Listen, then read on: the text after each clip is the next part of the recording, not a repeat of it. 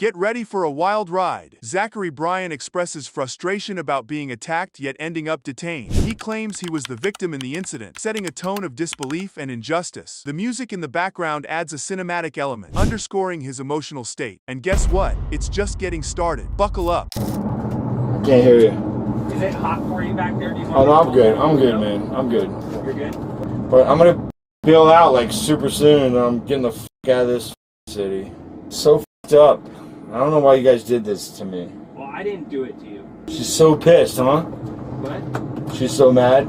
It is what it is, but it's pretty up, dude. I literally got attacked, and I'm the guy that's going to jail. Did you catch that? Bryan argues that the woman involved cannot accept his departure, which is why he believes she's attempting to incarcerate him. This reveals his perspective on the motives behind the charges, indicating a complex personal conflict. It's a soap opera in the making. Stay tuned, it's about to get even juicier. The reality is that she can't have me, and she's trying to put me in jail for it. Well, I appreciate it, man. I've already had a hard enough time, dude. What do you mean? Oh, the media hates me, man. Can you believe this scene? Despite feeling he did nothing wrong, Bryan acknowledges the severity of the situation as he realizes he's left his phone and wallet behind. His concern for his personal belongings amid legal troubles illustrates his immediate priorities and confusion. Hang on, because there's more chaos to come. I just don't think I did anything wrong, man. What's up, dude? I don't think I did anything wrong. Oh shoot, I left without your phone and wallet. They'll bring it down. Okay? You swear? Yes, absolutely. Alright. You won't see this coming. Bryan questions the duration of his potential jail time and discusses bail options, showing his awareness of the legal implications and his planning for the immediate future. This reflects his attempt to manage the situation pragmatically. The next clip adds another layer to this wild scenario. So how long am I gonna be in jail? I have no idea, man. I mean, it sounds like you have plans where you can bail yourself out, correct? Yeah, I gotta call my parents, yeah. Brace yourself for more drama. Bryan recounts the timeline of events, emphasizing the delay between the alleged incident and his arrest. He suggests that ongoing communication with the woman was antagonistic, contributing to his narrative of being unfairly targeted. The plot thickens in the next scene, so stick around. Zach, at what time did all this happen, man? Dude, it was like hours ago. That's what's so weird to me. Like, we totally like checked out and like left each other, and I said we totally like checked out and left each other, and yeah, but she kept sending me messages. You can look in the phone. She was like, "I'm gonna fuck your world up right now. I'm gonna fuck you." You know, I was like, okay. Why is she saying these things? Cause she hates me, dude. I don't know. Are you ready for another twist? Bryan hopes the woman will also face legal consequences, reflecting his desire for what he perceives as justice. This moment captures his frustration with what he sees as a one-sided legal response. The excitement builds as we move to the next explosive moment. I hope you were being honest with me and saying she's going to jail too. They're talking to her right now. Well, I hope you were an honest man when you said that. Because this is not okay if I'm just going to jail. Zach, let me ask you this. I'm asking you how those marks happened to you on your arm, right? And you tell me, I don't know, I just walked out of the house. How surreal is this? An officer discusses the allegations with Bryan, who insists he would never harm the mother of his children. His defensive stance highlights his efforts to protect his reputation and his relationship with his family. You won't believe what comes up next. It's a doozy. I'm here to like, Zach, she's the mother of my children. Right, Zach, and I understand that, okay? Okay. But what do you expect me to do with that information? I don't know, man. But Okay. what I will tell you is that she's the mother of my children, and I will never hurt her. Okay, and I see the honor in that, okay? I see the honor in that. However, somebody's alleging that you did something, and that's why they had to do these things. Ready for a brief intermission? The sponsor's message from Morgan & Morgan juxtaposes with the ongoing legal drama, offering a surreal break from the intense interaction, reflecting the commercialization and public interest in such body cam footage. But don't wander off. The saga continues right after this. Okay, we want to thank Morgan & Morgan for sponsoring this body cam video. I mean, I think it's pretty clear from the body cams that we cover that it's not always safe out there. When you're hurt, it can be confusing. It can be scary. You don't really know where to turn. Well, Morgan & Morgan is actually the largest injury law firm in America. And at a time when you already have so much to think about, they're going to make it super easy for you. They have completely modernized the process because you submit your claim, you sign contracts, you upload documents, you talk to your whole legal team all on your phone. Are your eyes peeled? Brian describes threatening messages he allegedly received from the woman, portraying her as vindictive. This adds to his narrative of being a victim in a manipulative relationship. The intrigue continues to unfold, so stay glued to your seats. Literally says, she's like, I'm gonna put you in jail. Why? I don't know, because she's a f***ing psychopath. I know, but how does that conversation come up? Like, You just have to read it, dude. Read it. It's in my phone. She has my phone, but it's in my phone. She's like, I'm gonna put you in jail. I'll come see you. That's literally what she says. and I'll come see you. Yeah, like basically like put me behind bars and then yeah. Can this get any crazier? Brian vents his frustration about the perceived injustice of his arrest compared to his claims of being physically assaulted by the woman, indicating his deep-seated feelings of betrayal and anger. The next part ramps up even further, so keep watching. The best is yet to come. I think you guys need to like look into like the real problem. These girls are the problems. They literally suck you in and then dry, dude. It's like you got to pay attention to these things. If you want to do your job proper, that's what you got to do. And I literally was just like chilling there, and then you guys came for me. It was so weird. Well, because we got a call. Yeah. Well, f the call, dude. So f***ed up, man. So I didn't do anything. I literally walked away. As I got scraped, I walked away.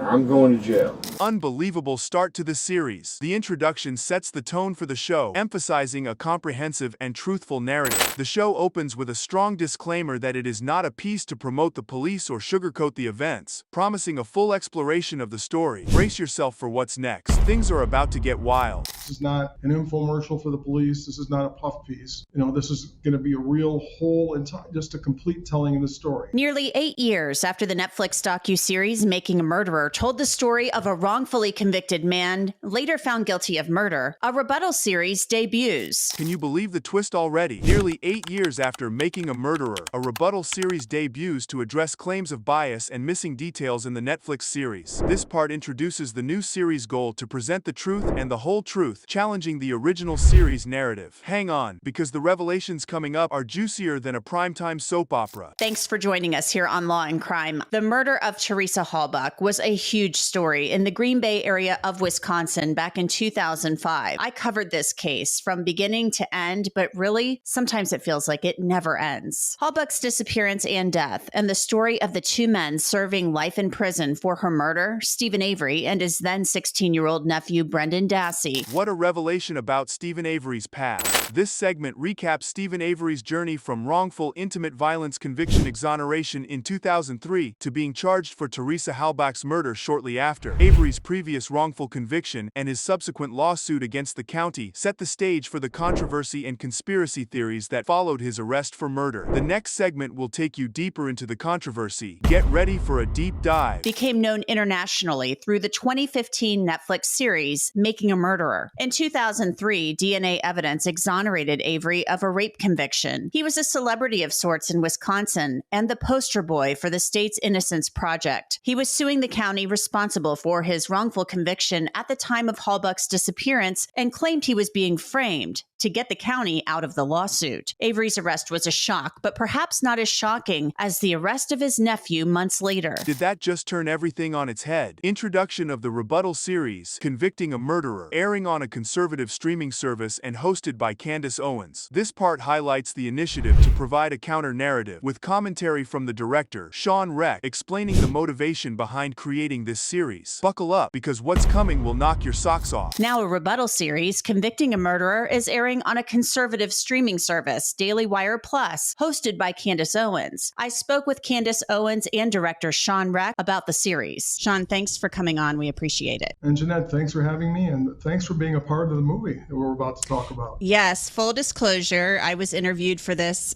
many years ago. I didn't know if anything would ever come of it. It was kind of radio silence there for a long time, and then I got this surprise text one day that the film was coming out. That segment really sets the stage for more intrigue, discussion about the impact of Making a Murderer on the true crime genre, and the creator's initial reactions to the series. The creator, Sean Reck, mentions his previous work and how Making a Murderer boosted interest in similar documentaries. The plot thickens in the next part. Get your popcorn ready. Well, I watched Making a Murderer, and I really enjoyed it. As a filmmaker, my first documentary, A Murder in the Park that you mentioned, was just had come out, and Making a Murderer boosted our numbers because they started to make lists of movies you need to see. If you're craving Making a Murderer type stuff, here's 10 more things to watch. The Jinx, The Thin Blue Line, and we were on most of those lists. So they helped us. Making a Murderer helped us, and it helped the true crime industry as a whole. That critique was eye-opening, wasn't it? Criticism of Making a Murderer by experts and journalists for leaving critical questions unanswered and potentially misleading viewers. This moment captures the skepticism and the decision to create a rebuttal series that would fill the perceived gaps. Stay tuned, it's about to get even more compelling. Don't touch that dial. It didn't take more than 2 weeks for Catherine Schultz in The New Yorker to write a long-form piece tearing Making a Murderer to shreds and laying out a very good case for why we were all lied to. And I said, boy, somebody is going to make a rebuttal series, and I can't wait to watch it. Reck would end up directing the rebuttal series in 2018 when filming started, but they had to get members of law enforcement to agree to take part. Hearing from Candace Owens adds a whole new layer. Candace Owens discusses her involvement in convicting a murderer, emphasizing the non-political nature of the series despite her own political background. This part highlights the intention behind the series to delve into cultural and ethical questions rather than political ones. The next clip will definitely raise more eyebrows. Let the games begin. This is the first time we added a layer of commentary ever in any of my television work and any of my films. This is the first time we ever had this commentary added, but I don't think it hurts the experience. The viewer can reject it. The viewer can make up their own mind based on the very sound reporting in the background. I got involved actually quite late in the project, so we were looking for something to do next following my last year's documentary kind of exposing Black Lives Matter as an organization. That response is just astounding. Reception of Convicting a Murderer post-release, indicating significant public interest and engagement. This segment shows the immediate impact and public discourse triggered by the new series. What's next is even more surprising. Prepare to be amazed. I want to keep liking you, and that made me even more excited about the project because I always want an opportunity to prove somebody wrong or, an opportunity to show them what we're actually trying to do, and it has had a great response. It's the #2 documentary right now, according to Rotten Tomatoes. At least it was this morning. It might be #1 now. Millions of people have already seen it, and everyone is just saying, wow, wow, wow, wow, wow. Why did Netflix leave this out? And, some people who are rushing, who haven't seen every episode, are saying, well, they left it out because it wasn't allowed in the courtroom. You won't believe what the former deputy has to say. An interview with Andrew Colborn, a former deputy accused of planting evidence, offering him a platform to explain his side of the story. This is crucial as it directly addresses one of the most contentious points in the Avery case. The insights in the upcoming segment are even more revealing. Get ready for some jaw-dropping moments. Convicting a Murderer features interviews with members of law enforcement who investigated Teresa Halbach's murder and searched Stephen Avery's property. One of them is Andrew Colborn, a former Manitowoc County Sheriff's deputy accused of planting evidence by Avery's defense at trial. That sheriff's office was part of Avery's wrongful conviction lawsuit, and Colborn had been deposed weeks prior. Members of that sheriff's office shouldn't have been allowed on the property to assist. This next part is heart-wrenching and eye-opening. Discussion on the unfortunate influence of Stephen Avery on his nephew Brendan Dassey, who was also convicted. This part delves into the complexities of Dassey's involvement, considering his young age and intellectual challenges. What follows might just change your perspective even more. Tune in for the unexpected twists and turns. Convicting a Murderer will also look at the case of Brendan Dassey. He is Stephen Avery's then 16-year-old nephew who was convicted of both murder and rape. Dassey maintains his confession was coerced and false because he had a lower IQ. I see people are more sympathetic to Brendan Dassey, and I understand that sympathy because he's so young. The concept of a 16-year-old kid getting,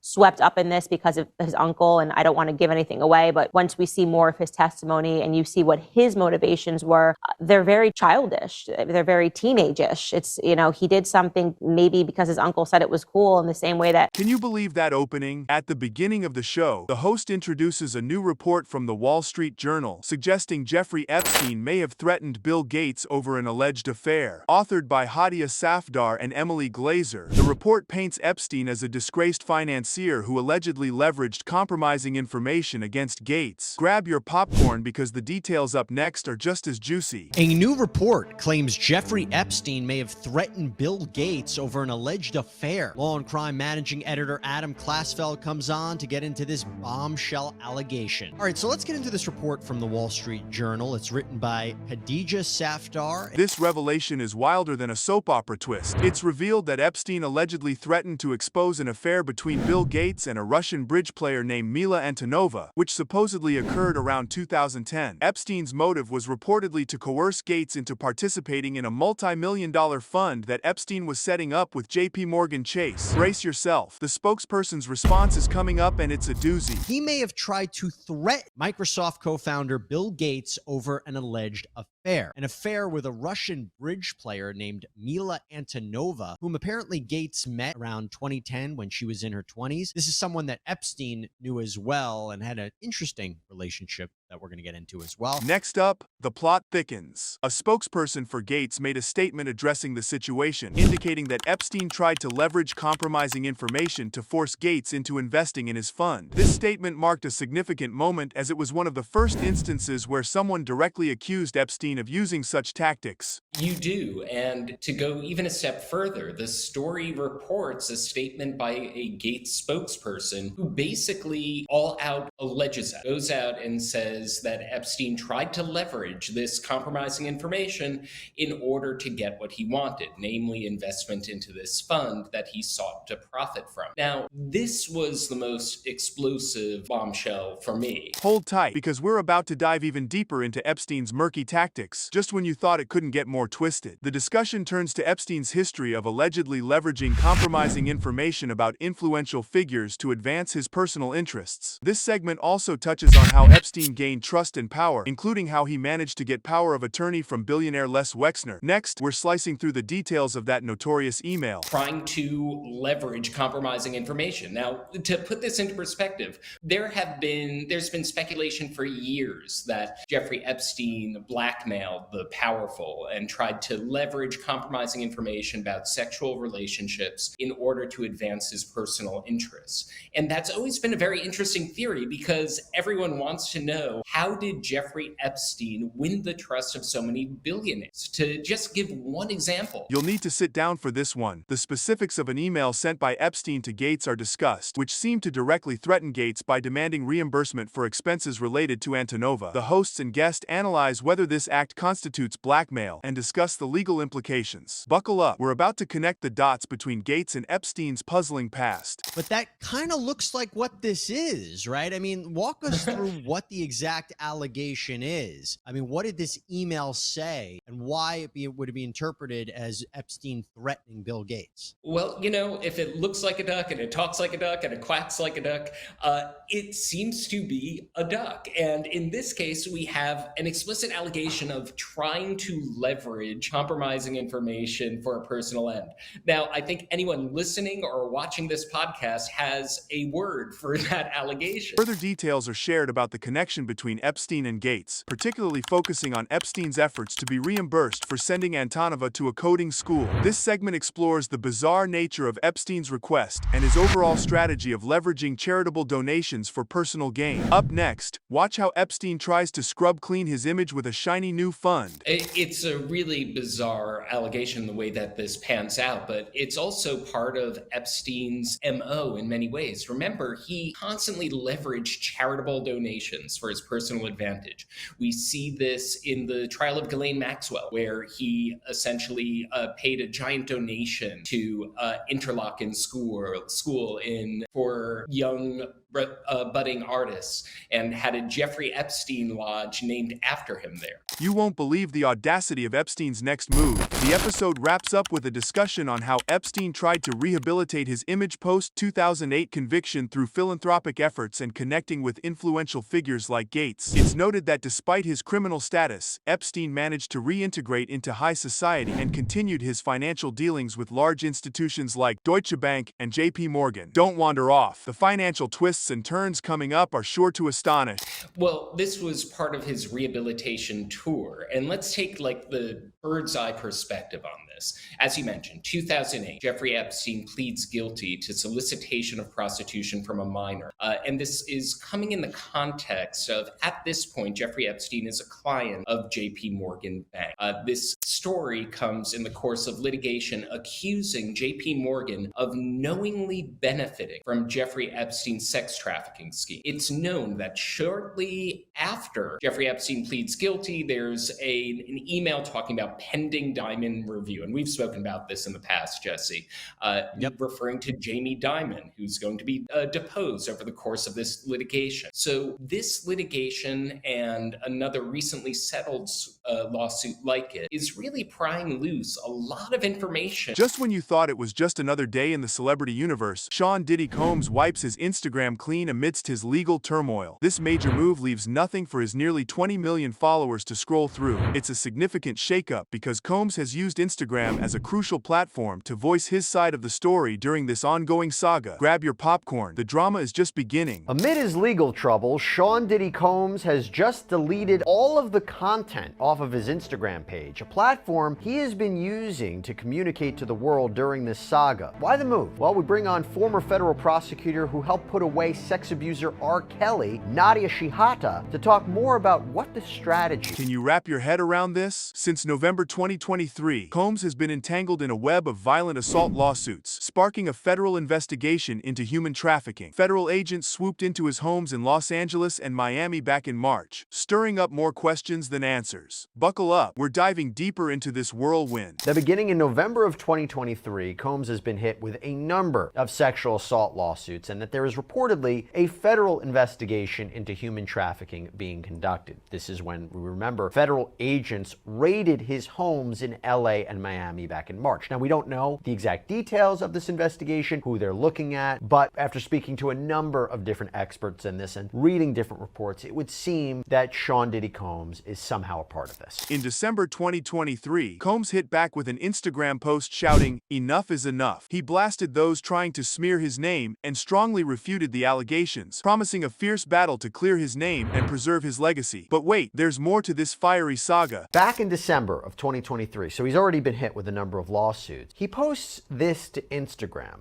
And he posts, "Enough is enough. For the last couple of weeks, I have sat silently and watched people try to assassinate my character, destroy my reputation and my legacy. Sickening allegations have been made against me by individuals looking for a quick payday. Let me be absolutely clear. I did not do any of the awful things being alleged." Did that actually just happen? In a bold move, following a damning CNN video from 2016 depicting a violent encounter with Cassandra Ventura, Combs dropped an apology video on Instagram. He confessed that his actions were indefensible and shared his journey towards seeking professional help and redemption. The twists keep coming, so stay tuned. Time tells truth. Again, we don't know what that was in reference to, but I think a fair argument could be it was made in response to everything that was going on with him. And of course, most recently, in a direct response to an allegation, I have to use quotations here, the reason I usually say allegation, but he posted his infamous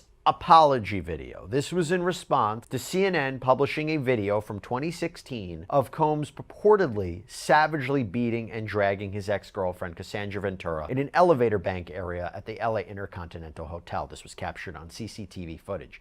Absolutely horrific. Speculation is buzzing about why Combs decided to vanish from Instagram. Was it to avoid leaking more incriminating evidence, or perhaps a strategic legal play? Keep in mind, federal sleuths likely have his posts on lockdown already. What's next? You guessed it, the intrigue escalates. Everything. And he's had posts about his career, he's had posts about his family, he's had posts about Kim Porter. And why did he do this? Assuming, of course, this wasn't just, I don't know, an accident, he hit the wrong button, or somebody that manages his account hit the wrong button. Why would he do this? For that, let me bring in Nadia Shihata, one of the New York prosecutors on the R. Kelly case, who's now a criminal defense attorney. And remember, Kelly was convicted of child pornography, racketeering, sex trafficking charges, multiple cases in 2 states, sentenced to 31 years in prison. The potential impact of Combs' previous Instagram declarations on his legal battles is raising eyebrows everywhere. His earlier post asserting his innocence now looks a bit shaky against his recent public apology. Fasten your seatbelts, this roller coaster isn't slowing down.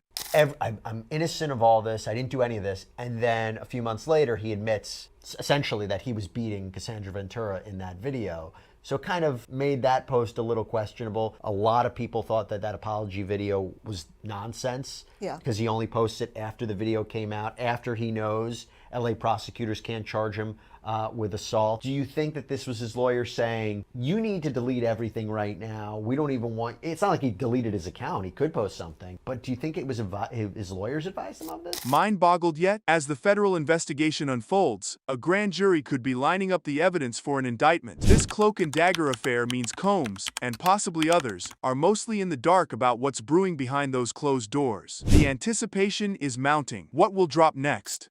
He posts this, but it made no sense because he's still potentially under federal investigation. And as you talked to me about in a previous sidebar, right? That video, even though he can't necessarily be charged in LA with assault because of the statute of limitations, that video could be used in a potential federal case against him, right? Absolutely. And I imagine it is being used in the investigation. Certainly, anytime you have video evidence of anything that corroborates what a witness is telling you, that's very powerful. And the broader implications of such high-profile federal probes are under the spotlight. These investigations are meticulously managed, especially when they involve celebrities like Combs. The plot thickens, and believe me, you won't want to miss what's up ahead. But is it possible law enforcement or authorities, they can get, prosecutors can get a grand jury indictment and decide not to actually move forward with an arrest for a period of time? Or do they want to act quickly? Generally, you get the grand jury indictment under seal, and then a judge signs the arrest warrants pretty quickly thereafter under seal. And generally, law enforcement, as a policy matter, likes to do those arrests relatively quickly after an indictment is issued for security reasons. Yeah. Combs's public image and career are taking massive hits left, right, and center, from returning keys to the city to losing honorary degrees and stepping down from high-profile positions. It's a PR nightmare. The fallout is immense, and yep, there's still more to unpack. There's been a lot of fallout for him, and I'm curious what you make of it, because he just handed back the key to the city, to the New York City, back to Mayor Eric Adams. Howard University, the private historically black university out of Washington, D.C., has rescinded its honorary degree. It awarded him. This was back in 2014 that it awarded him. They just rescinded it. He has no more Hulu reality show that was planned. There was the problems with Revolt where he stepped down as chairman. His actual play numbers on airwaves, like his actual songs, they've gone down. As we wrap up, we ponder Combs' next moves in this legal chess game. Advised to keep a low profile and steer clear of the social media storm. Will he follow through, or will his digital footprint trigger more turbulence? You guessed it. The curtain hasn't closed just yet. The next act promises even more revelations. The reason I suspect, charges haven't come yet is because prosecutors want to make sure not just that they have probable cause, but that they can win this case if they don't take it to trial. So to wrap a bow on it, we're not entirely sure why he deleted his Instagram. The timing could be in relation to some of these ongoing legal issues. There's a number of different reasons why it might be happening. The grand jury announcement or the reporting of a grand jury is very, very circumspect and very interesting that this happened at this time. What would you be advising if you were representing Sean Diddy Combs? What would you be advising him to do right now? I would be advising him to go about his life, but not to comment on anything that could possibly pertain to this case. No more Instagram posts. No more Instagram posts. Totally got it. Nadia